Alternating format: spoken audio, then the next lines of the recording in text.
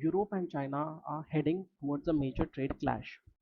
Europe sees China's export, subsidies, and cheap products hurting its industries. China sees Europe becoming weak, defensive, and protectionist. The big question is no longer whether Europe will respond, but how strongly it will act, and how China will hit back. Europe is turning defensive because its economy is under pressure. The EU's good trade deficit with China reached about 1 billion euros per day in 2025. Bankruptcies are back near levels last seen in 2015.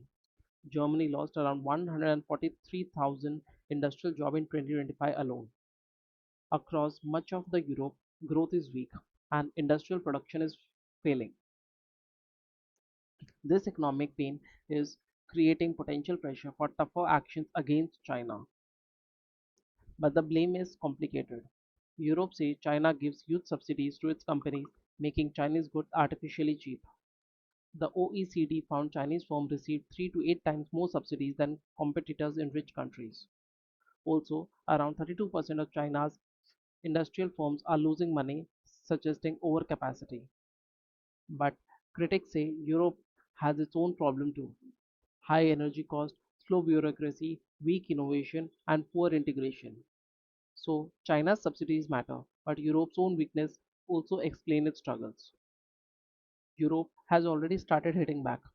The EU imposed tariffs on Chinese electric vehicles after an anti subsidy investigation.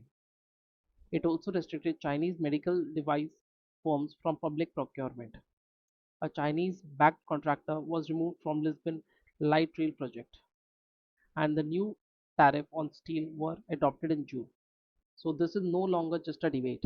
The EU is already tightening the screws. Europe now has three main tools. First, it can use the existing anti-subsidy and anti-dumping rules more aggressively. Second, it can create stronger barriers against sudden import surges, especially when Chinese overcapacity flood the market. Third, it can combine trade defense with industrial policy, such as local content rules, semiconductor support, and national subsidies. This shows a big shift. Europe is moving from selective defense to a broader strategic trade policy.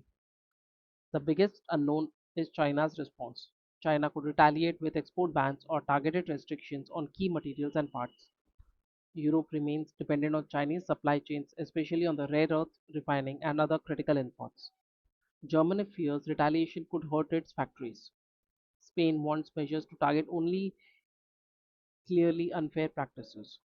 So Europe may avoid a full trade war, but a major trade collision with China now looks increasingly likely. The final message is simple: Europe wants to reduce dependence, while China wants to keep the world dependent, and that makes the conflict hard to avoid.